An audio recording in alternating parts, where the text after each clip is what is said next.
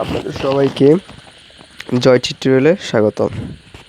আজকে আমরা যে বিষয়টা নিয়ে আলোচনা করব সেটা হচ্ছে অষ্টম শ্রেণীর গণিতের অধ্যায় 7 এর 20 নম্বর অঙ্ক নিয়ে আমরা আলোচনা করব।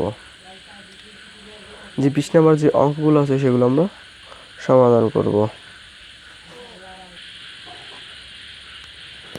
এখন এই যে 20 নম্বরে যে ক নাম্বারটা আছে, ক নাম্বারে প্রশ্ন বলছে যে এ ছেদ বি সমান সমান বি ছেদ সি।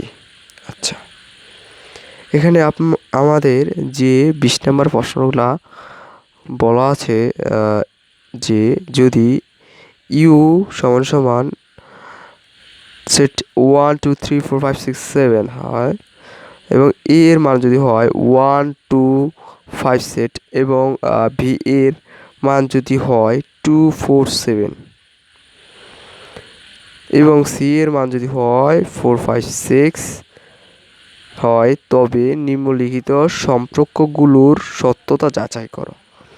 তাহলে এখন আমরা কি করব? প্রথমে লিখব যে দেওয়া আছে ইউর মান, এখানে যেহেতু এখানে পুরুষ বলেনি তার জন্য এখানে ইউর মান লেখা লাগবে না। এখানে লিখব আমরা ক নাম্বারে, এখানে এটা বাম পক্ষ, এটা কি ডান পক্ষ। তো আমরা যদি লেফট হ্যান্ড সাইডটা আগে করি, লিখব এ ছেদ বি। আচ্ছা,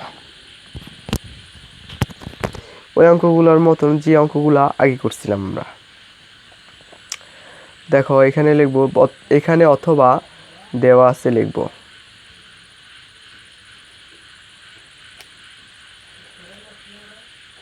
এই সমান সমান এর মান কত আছে, এর মান দেওয়া আছে 1 2 5, ভির মান দেওয়া আছে কত, ভির মান দেওয়া আছে 2 4 7।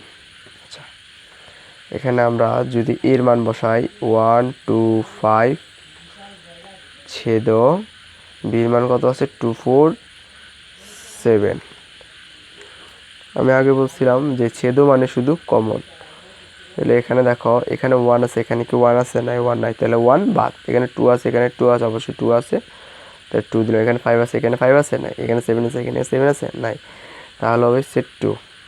তাহলে এখানে যে এখানে উত্তর হবে 2, সেট 2। আচ্ছা, ঠিক আছে, এটা আমাদের লেফট হ্যান্ড সাইডে উত্তর। এখন আমরা রাইট হ্যান্ড সাইড মানে ডান পক্ষ নির্ণয় করব।